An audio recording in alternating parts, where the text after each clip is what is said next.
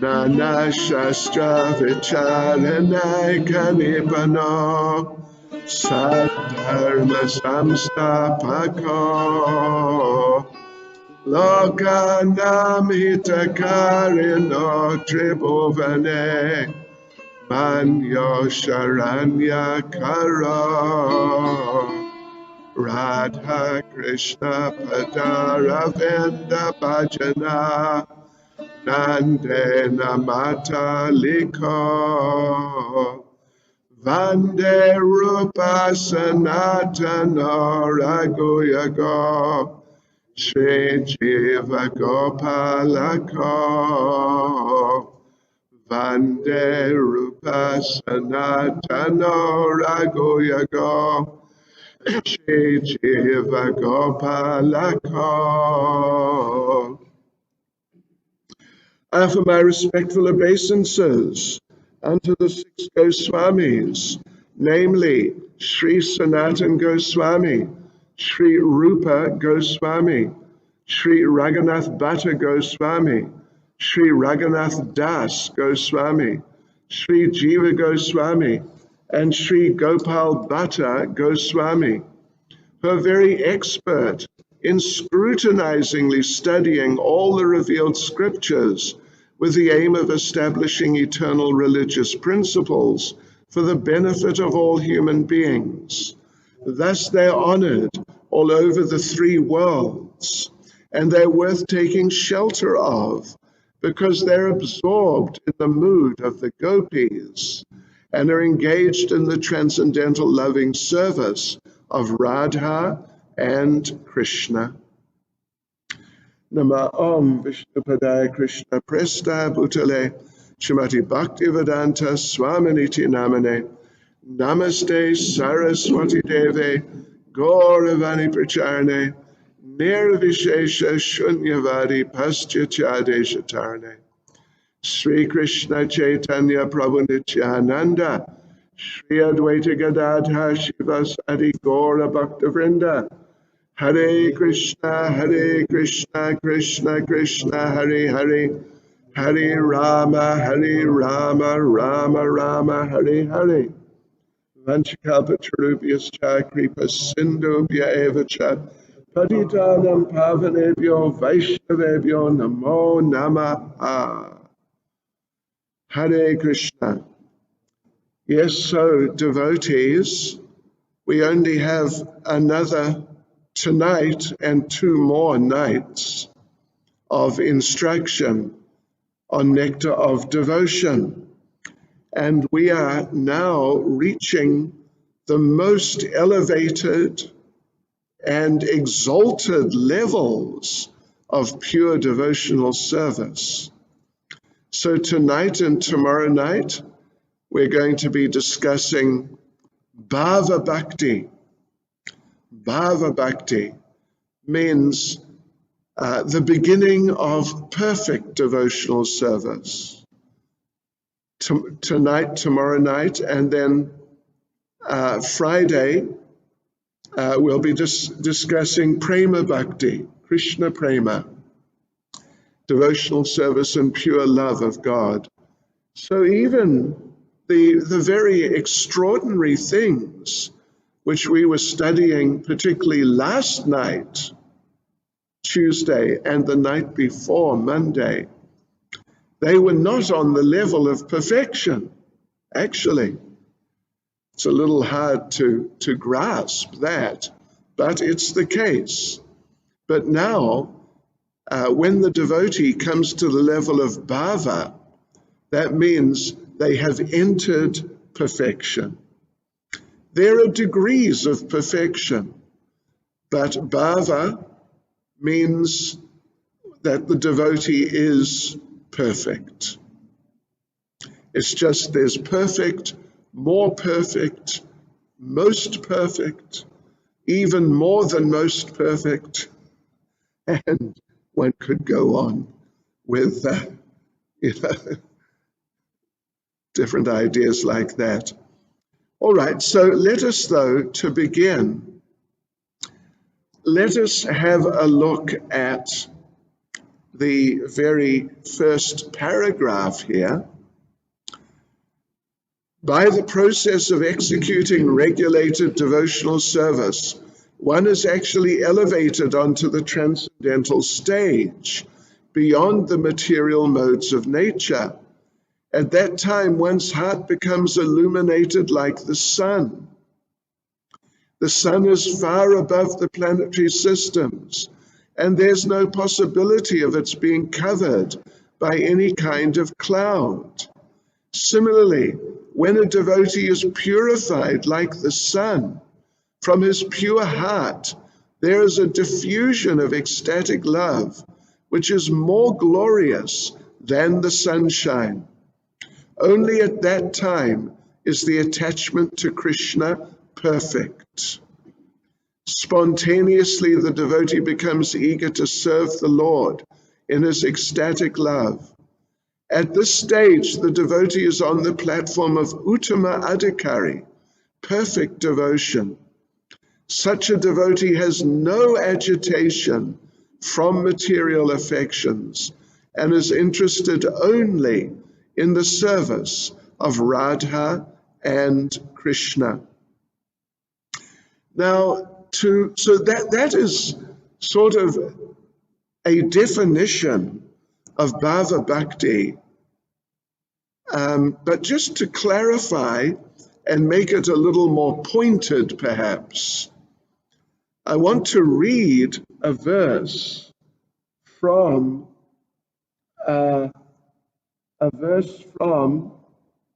Chaitanya Charitamrita, Madhya Lila, chapter 23, verse 5.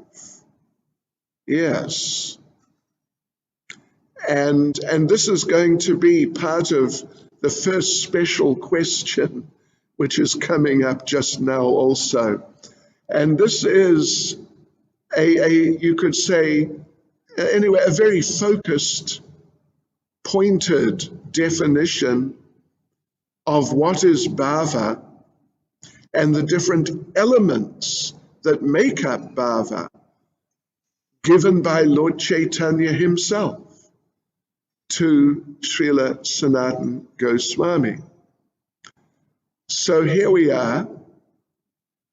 Shuddha Sattva Visheshatma Prema Suryangsu Samyabhak Ruchibis Chittamasrin Ya Krid Asal Bhava Uchyate. When devotional service is situated on the transcendental platform of pure goodness, it is like a ray of the sunlight of love for Krishna. At such a time, devotional service causes the heart to be softened by various tastes, and it is called bhava, or emotion. Yes, so there are a few points there. We're going to analyze the verse in a bit of detail in a minute.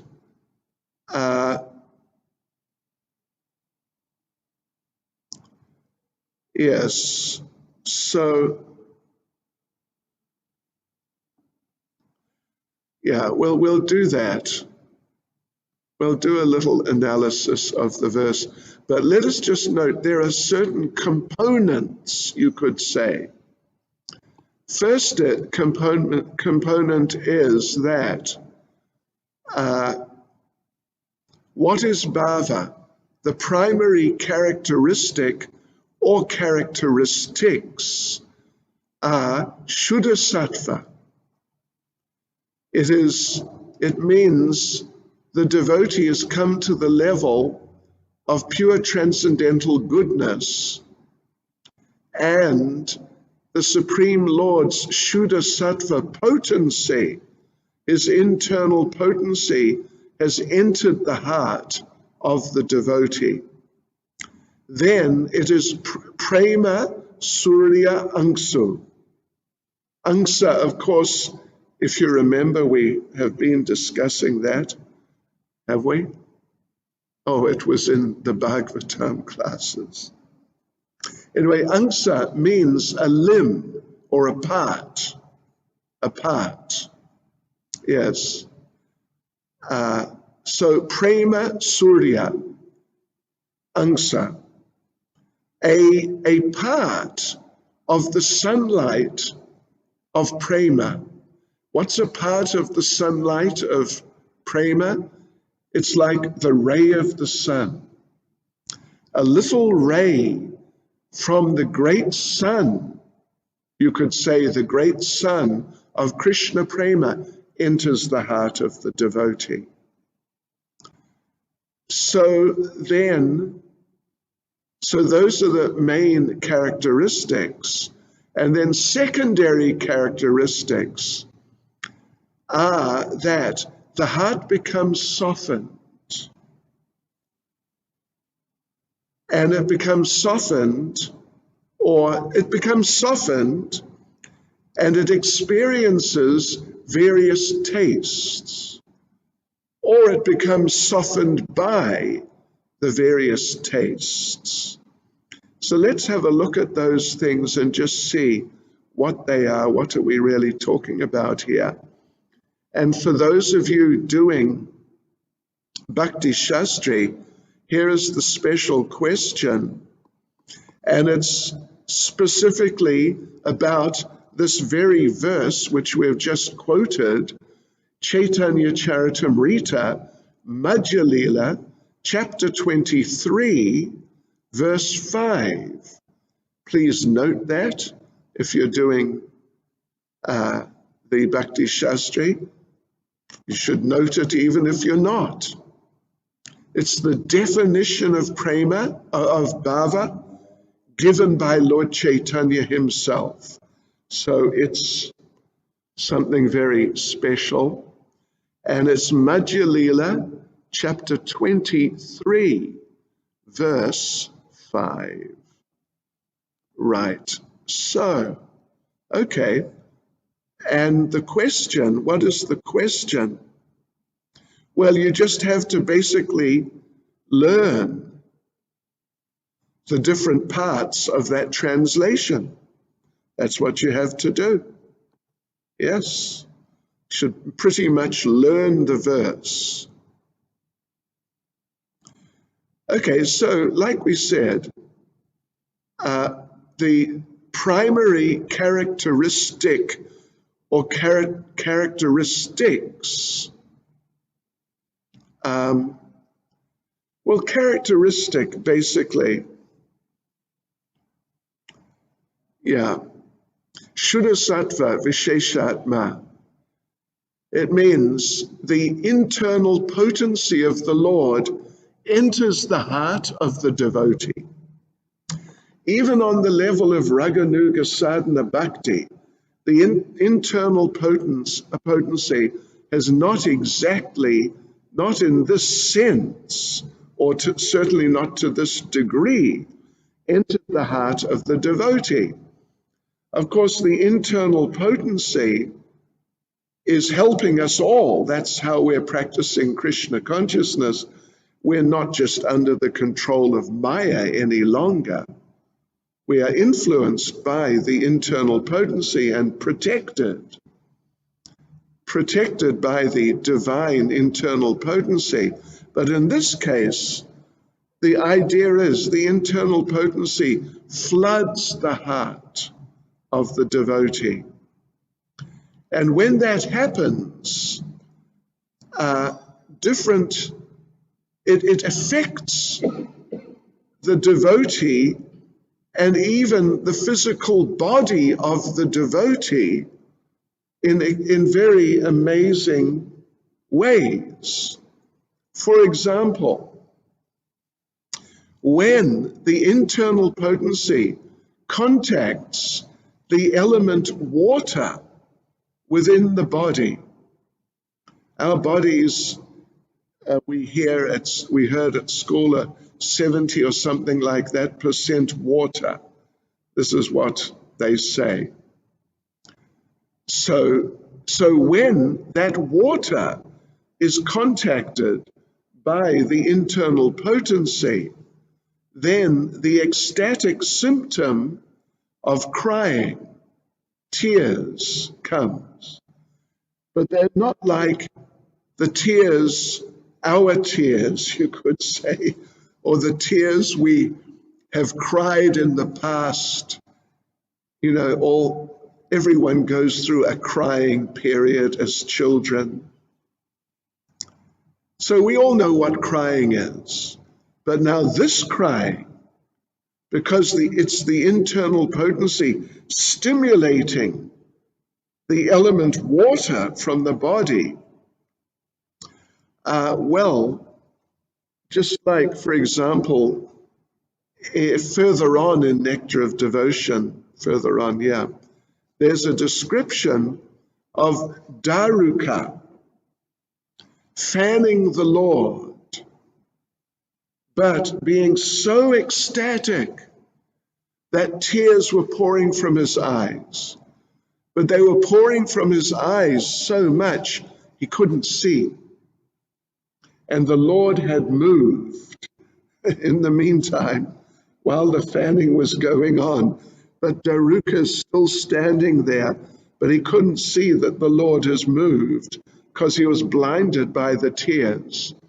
Or in a very extreme case, Lord Chaitanya in Rath Yatra, the devotees surrounding him became saturated by the tears which squirted from his eyes.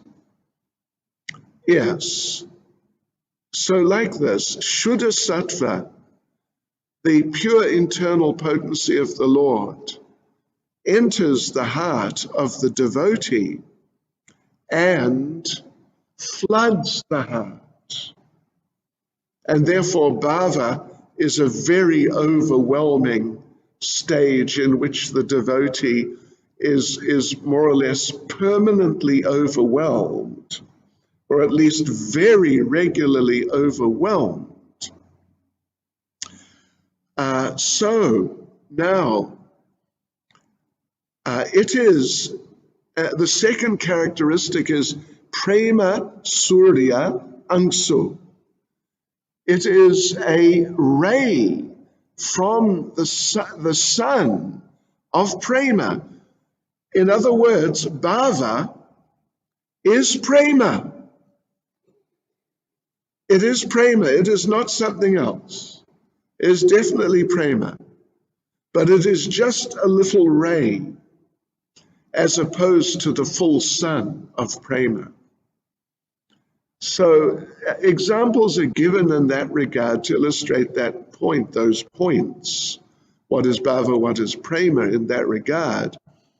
That early in the morning, it's dark, but then gradually the sun starts coming, but it's still beneath the horizon. But you can see along the horizon there is some light. This is like bhava. You cannot see the sun because the sun is prema. If you could see the sun,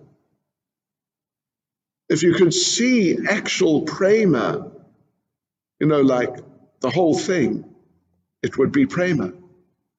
But this is just like a symptom of the very beginnings of prema showing itself. Just like how the sky becomes lightened, or the horizon even, when the sun is just in the process, it's going to show itself shortly. So compare that manifestation of the sun on beneath the horizon, but some light just shining. Compare that to midday when the sun is there and it's just, we are talking about something else altogether, aren't we? This is the difference. And therefore, bhava, even though it is prema, it's distinguished from the stage of the manifestation of full prema because it's considerably less. It's considerably less. Therefore, we talk about the stage of bhava and then the stage of prema, and not just the stage of prema in different degrees. It's worthwhile to differentiate them from each other. Yes, so then there are when we talk about the Shuddha Sattva energy, potency descending and entering the heart of the devotee, it is particularly two parts. We know there are three parts to the internal potency. There's Sandhini, then there's Samvit, and then there's Hladini. Eternity is Sandhini, then knowledge is Samvit, and bliss is Hladini. So, but those are the effects. Eternity, knowledge, and bliss, they're like the effects, the results. But the actual energies themselves are named Sandhini, Samvit, and Hladini. Okay, so but particularly when the Shuddha Sattva potency now enters and floods and just drowns the heart of the advanced devotee, it is particularly the Samvit and Hladini potencies, means the potency of knowledge or consciousness, and the pleasure potency, or you could say devotional potency of love. So these particularly flood the heart and combine together, and the result is the devotee is just in bhava, which translates as ecstasy, ecstatic love. And actually, devotees, there are different bhavas. There are different types of ecstasies. If or when we get a chance, we can just briefly go through them. It's interesting. It's interesting. But at this point, we must continue on. So now there are two secondary characteristics of bhava as per that verse. Yeah, four characteristics were mentioned. Shuddha Sattva, Prema Suryangsu, and then that the first of the secondary characteristics is that bhava softens the heart, softens the heart.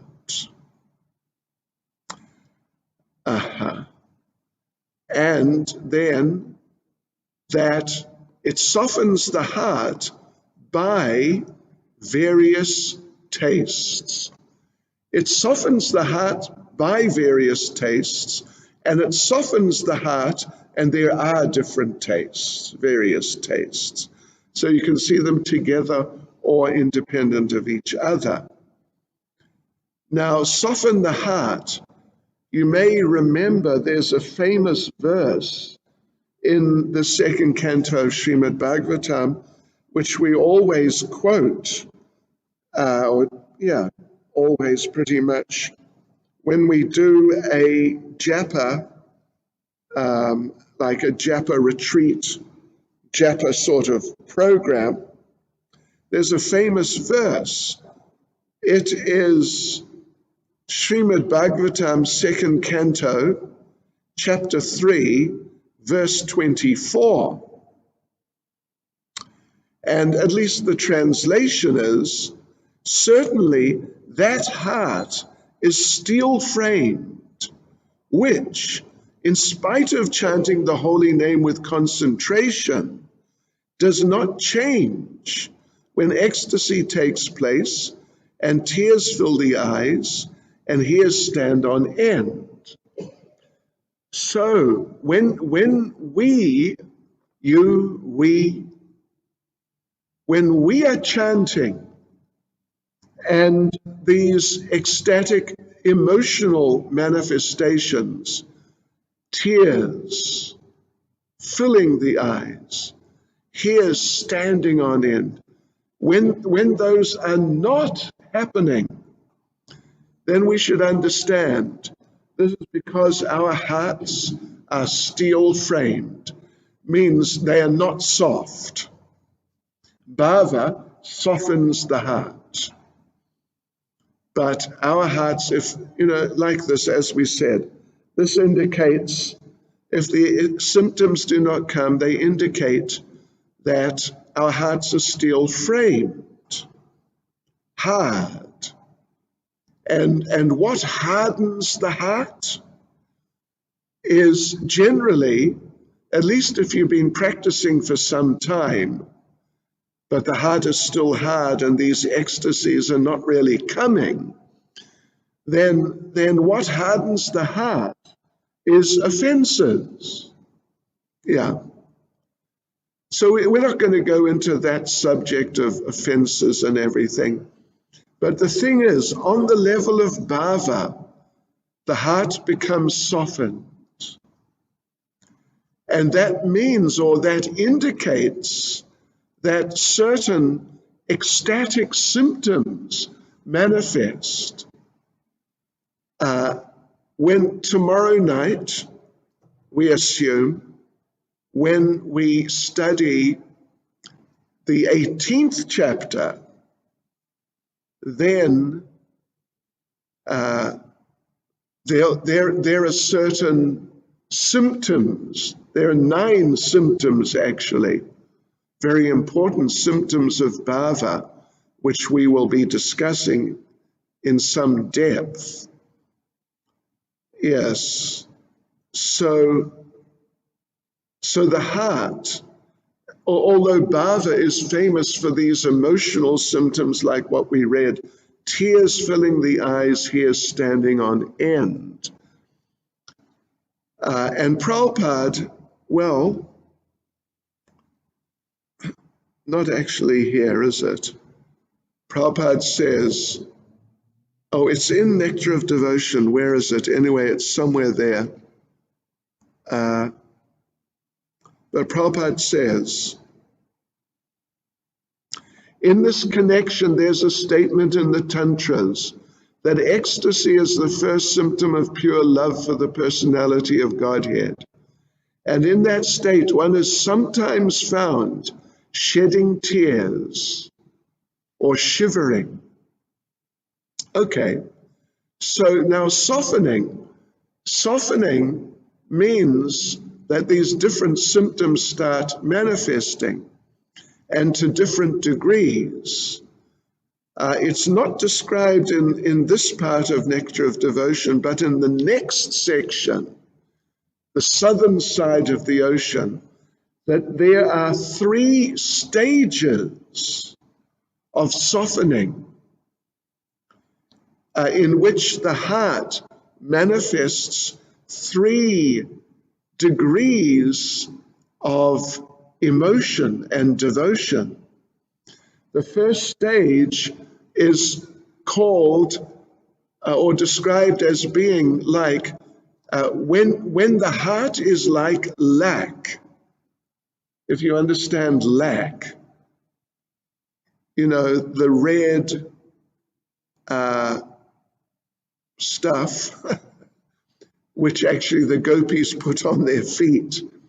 But in olden days, people would use it for making official stamps on letters and things. They would use lac, and then with the stamp, you would stamp into this kind of soft red stuff, and an impression would be there, and the lac would go hard, so it would be like the official insignia would be there in this red lac. I hope you know what I'm talking about. So that lac, normally it's solid, it's hard. But if it's heated, it starts melting. It has to be heated to a moderate degree. Otherwise, it won't actually melt. But if you heat it to, a fairly, like I don't know how many degrees, not like boiling water, but, reasonably warm to hot, it melts. So there's a heart like lack, means the devotee is not so much advanced, but under certain circumstances the heart softens. Then the next heart, more advanced heart, is the heart of butter. Butter is also hard. But when there's some heat, and it doesn't, not as much as you need for lack, but when there's some heat, then butter starts melting. Well, it starts softening first of all, and then it starts melting. So there's a heart like butter, means the devotee is more advanced, and ecstasy will manifest, not all the time, but more easily than the devotee with the heart of lack. And then there is the heart of nectar. And nectar is always liquid. And this is the heart of the devotee on an elevated level of Krishna prema. The heart is always in a state of deep, deep emotion, and visibly such. All right, so anyway, softening of the heart, and then it gives rise to various tastes. There are three, interestingly enough. First it's called prapti abhilash. Abhilash meaning desire. Prapti abhilash means the taste or desire. Taste or desire, here they're being used synonymously. The desire to achieve Krishna.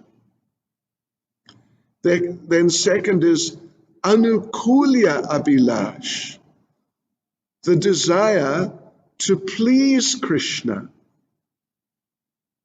with various services. And then soharda abhilash, the desire to be close at heart with Krishna.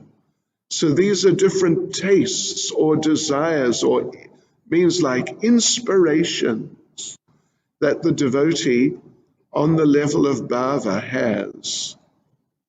So let's move on.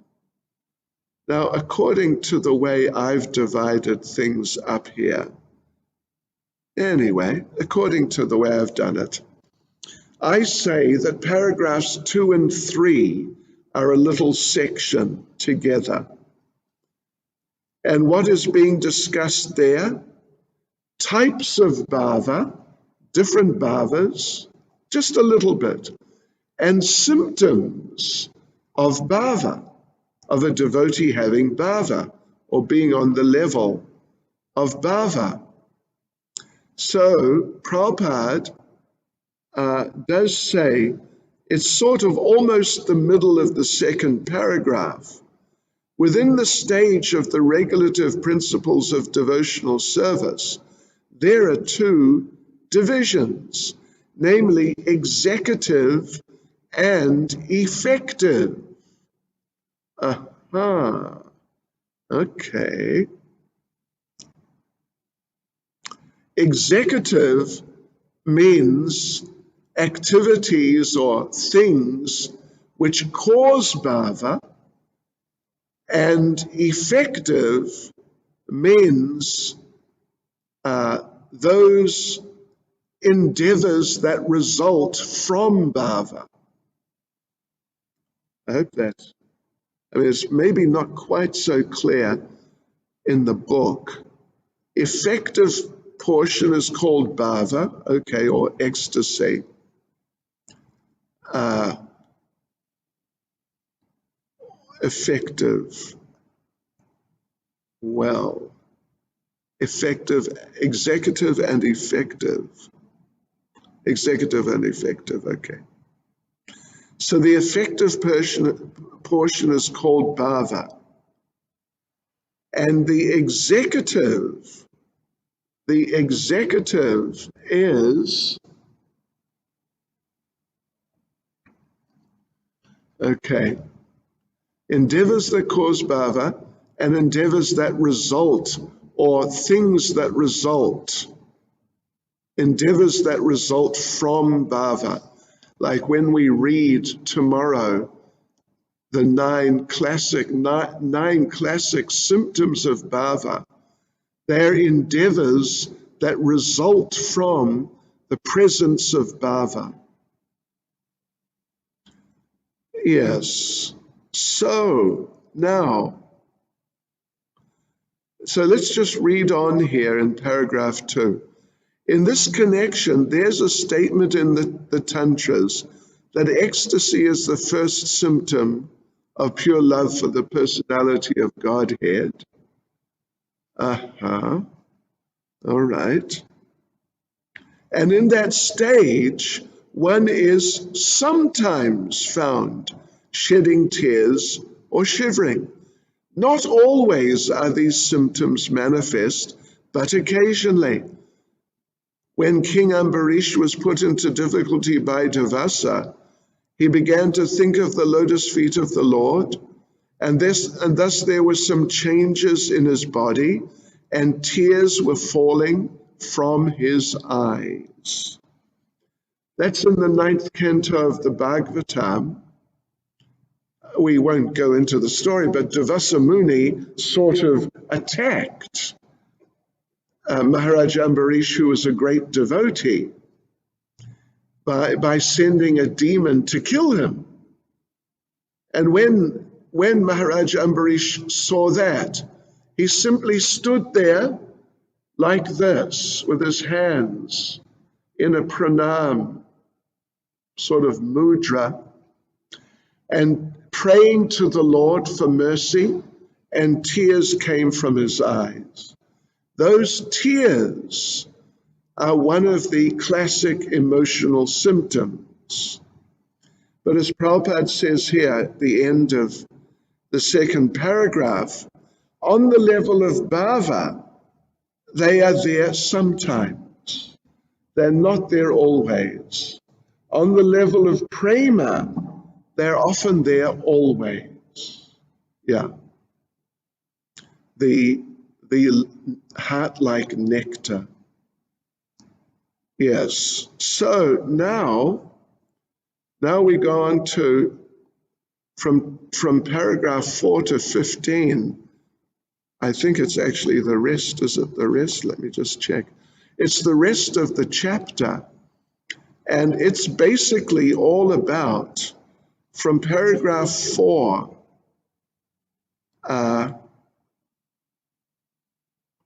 well, actually, let us just read paragraph 3, because it is important. These symptoms are activities of ecstasy or bhava. They're visible in the shivering of the body and the shedding of tears, and other things. And some other things are even more important, as we'll see tomorrow. But these are sort of famous symptoms. After the outward appearance of these ecstatic symptoms, they stay within the mind, and continuation of the ecstasy is called samadhi. This stage of appreciation becomes the cause of future exchanges of loving affairs with Krishna. Yeah. All right.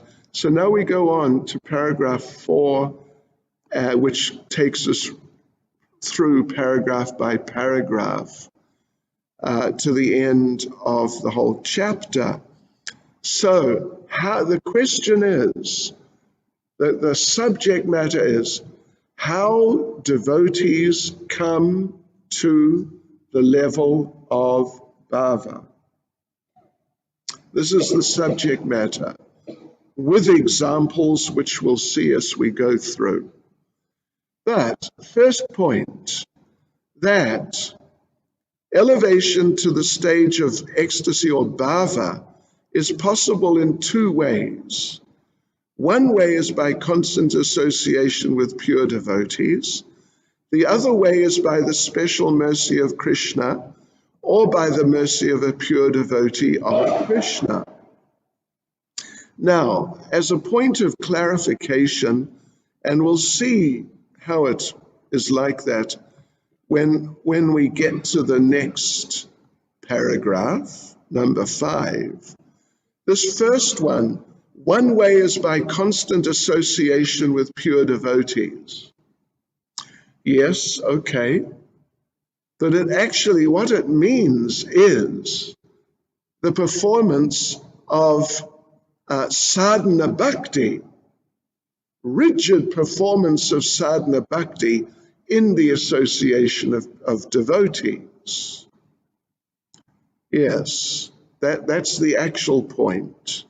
It's not simply a matter of constant association. It's the serious execution of devotional service in association. And the other one, that's correctly put, special mercy, either of Krishna or of a pure devotee. Now, generally, the rest of the paragraph is making the point that generally bhava is achieved by the execution of sadhana bhakti, like serious execution of sadhana bhakti in association with pure devotees, generally. Whereas elevation to that stage by the special mercy of Krishna or his devotee, Prabhupada says, is very rare, although it happens. So what can we gather from that? We can gather that we should really execute sadhana bhakti very seriously in the association of devotees. And any mercy which comes, well, that's just wonderful. Prabhupada compares the way of achieving bhava by rigid sadhana bhakti in the association of devotees. He compares it to, in this paragraph, he compares it to going to university to get a degree and working hard, studying and just following the course, and in the end you get your degree.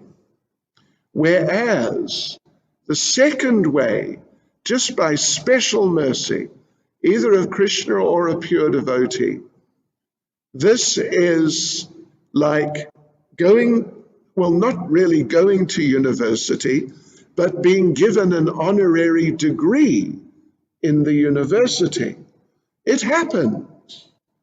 Some people are given honorary degrees, but they're very rare compared to the number of people who get the degree by the normal process of study, etc.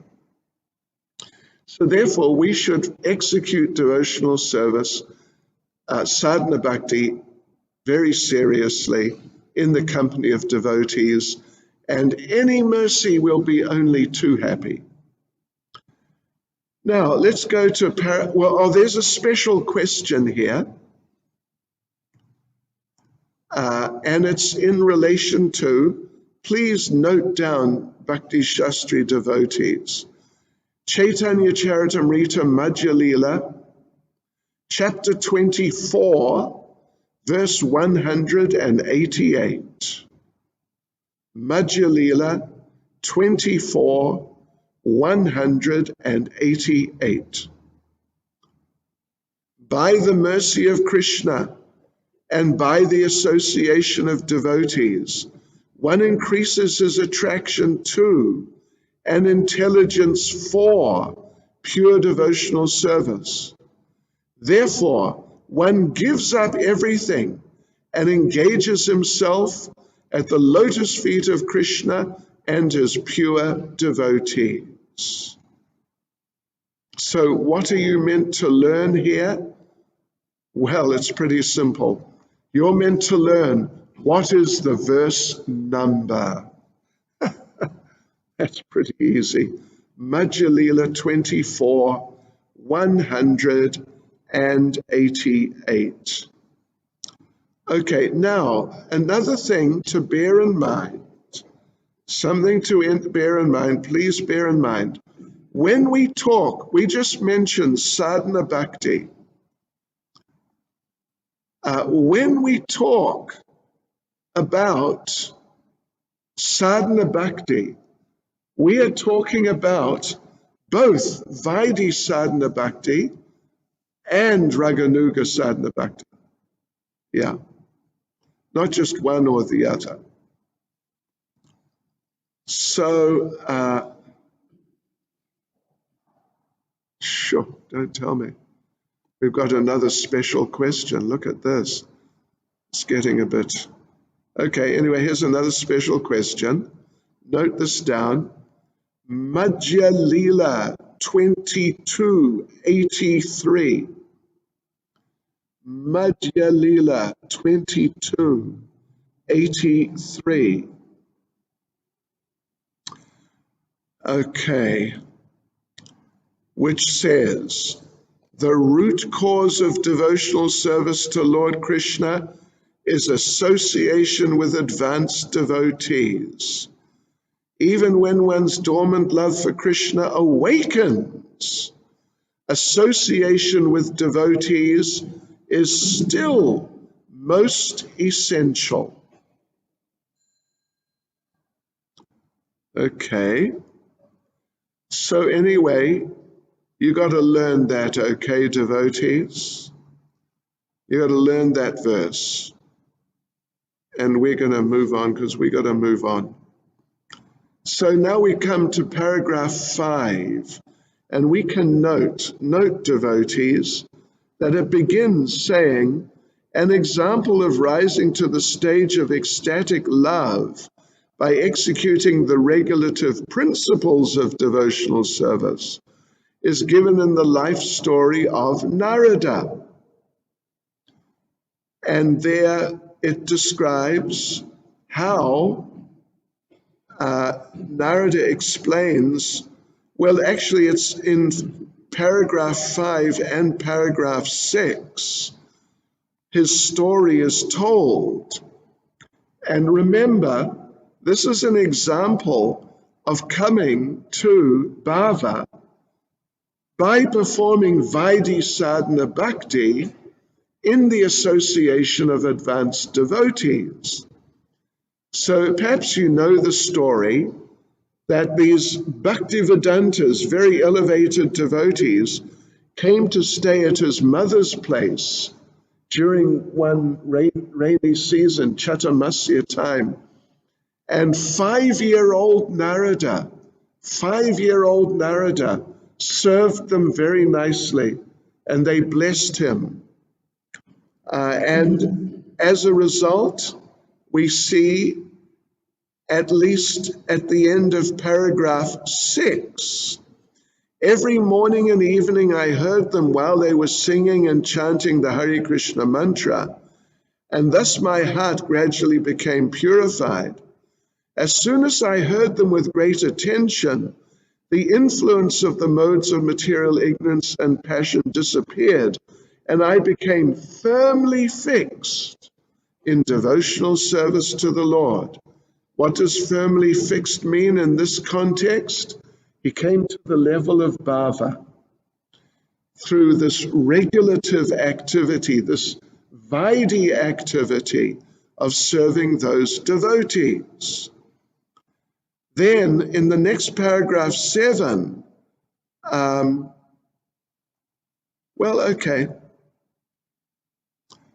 so this is a practical example of how one could develop to the stage of ecstatic love simply by the association of pure devotees, but actually it's by associating with them and rendering service. Yeah. Then paragraph 8, let's see, what is this now? Okay, well, it's the same point.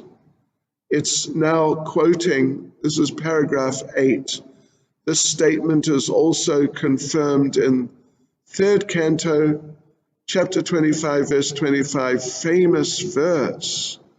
Satam prasangan mama virya samvado, bhavanti hritkarana rasayana kata, tajjoshanadashvapa varga vartmani, shradaratir bhaktir anukramishti. That in Nectar of Devotion, the translation there is, my dear mother, when a person is actually in association with pure devotees, the sublime potency of my devotional service can be experienced. So it's the same idea, association with elevated devotees and rendering devotional service. Now we come to paragraph 9, which is interesting. In the Padma Purana, there's a story of a neophyte devotee who, in order to raise herself to the level of bhava, the ecstatic platform, danced all night to invoke the Lord's grace upon her. This is now the example of a devotee. It's still the first category of coming to devotional service, of coming to bhava by serious devotional service. But now this is the example of Raganuga Bhakti. This is Raganuga. Shri Shri Radha Radhanath Shri Giri Govardhan Shri Chaitanya Mahaprabhu Ki Jai. Yes. So like this,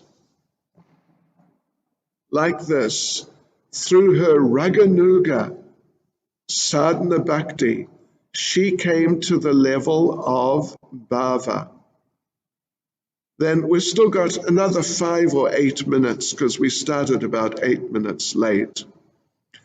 So now we find, let's see,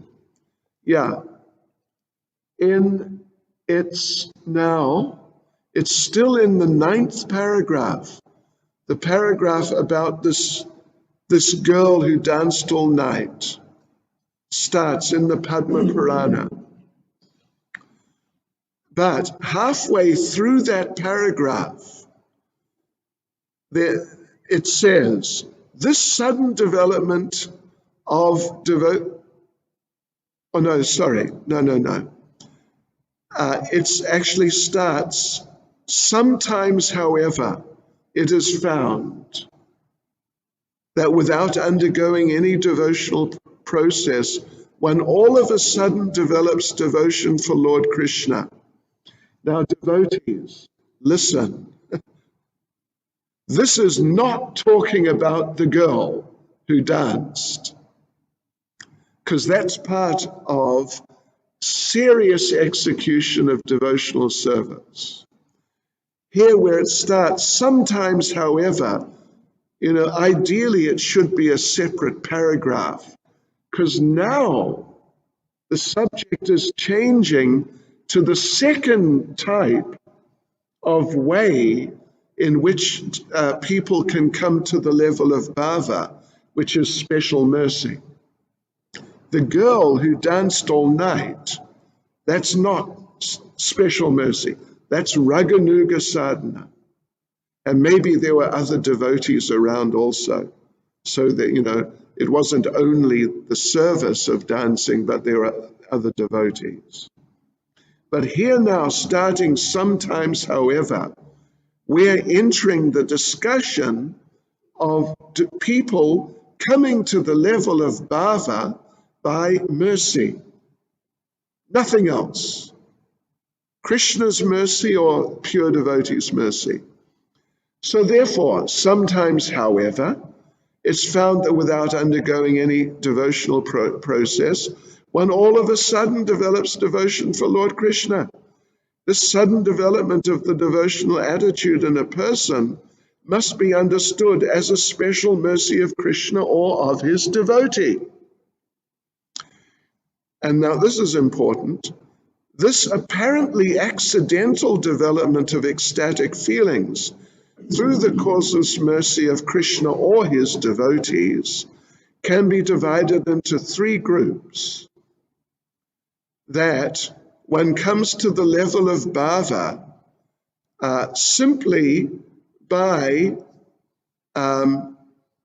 someone speaking to you or you hearing some speaking, but through the process of speaking in one way or another, it may simply be someone talking, someone very elevated, talking about you.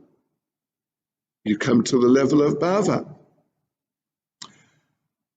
So that now speaking, glancing, and simply by good wishes.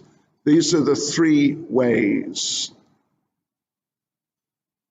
So in the 10th paragraph, there's an example of someone coming to the level of bhava simply by speaking. And it's Lord Krishna. Here we have two cases of Narada Muni coming to the level of bhava in two ways. Haribol, but that's what it is. One is through serving the sages, and here, now it's by Lord Krishna speaking to Narada. And Krishna says, O best of the Brahmins, I wish that you may develop unalloyed devotional service to me, which is full of transcendental bliss and all auspiciousness. And as a result of that speaking of Lord Krishna to Narada, Narada came to the level of bhava. He was maybe already on the level of bhava from when he was a child. Except now, this is, I think, as far as I know, this is in the next lifetime.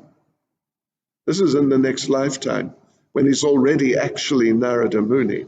It's not in the lifetime when he was the son of the maidservant. Yeah. So then, look, devotees, in the 11th paragraph, there's a statement about developing ecstatic love towards Krishna simply by glancing.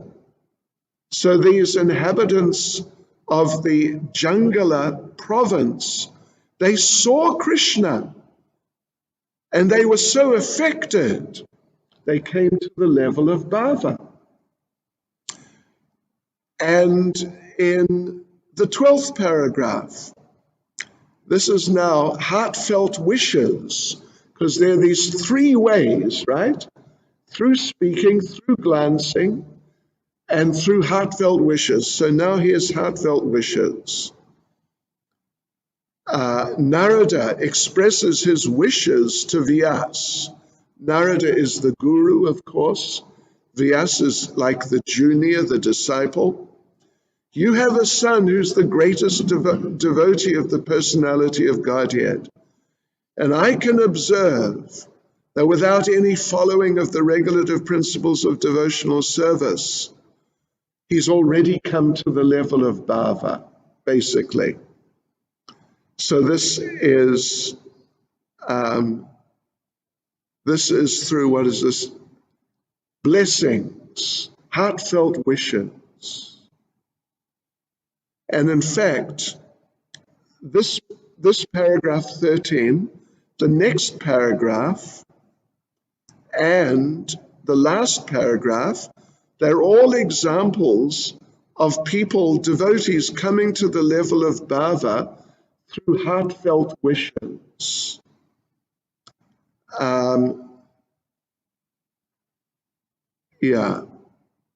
13, 14, and 15.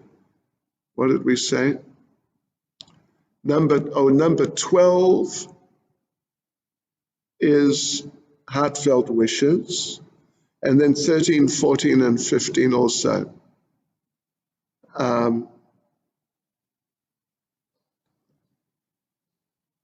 In 13, Narada is addressing Yudhisthira, that how Prahlad came to the level of bhava, and it was simply by the grace, means the wishes, the heartfelt wishes, the mercy of Lord Krishna.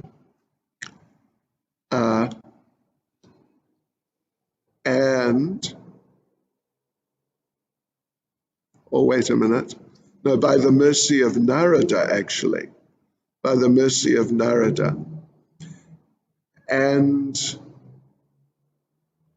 again, when Prahlad was in the womb of his mother, and Narada preached to his mother, then, as Prabhupada says in the middle of the 14th paragraph, because Narada, an authorized devotee and great associate of the Lord, was desiring auspiciousness for Prahlad, he developed all the characteristics of a high-grade devotee, or in other words, he came to the level of bhava. And the last paragraph, it's about Mrighari, and Parvat Muni is appreciating Narada Muni, that simply by your good wishes, this low-born Mrighari the hunter has become a great elevated devotee of Lord Krishna, or in other words, he's come to the level of bhava. Yes.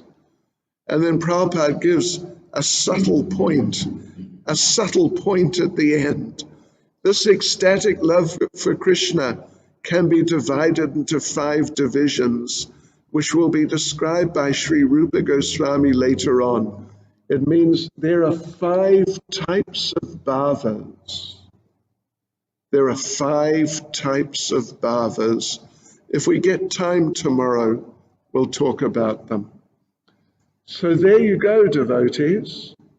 Hare Krishna. We have entered the stage of bhava, so to speak. Hare Krishna. Srila Prabhupada ki. Hare Krishna.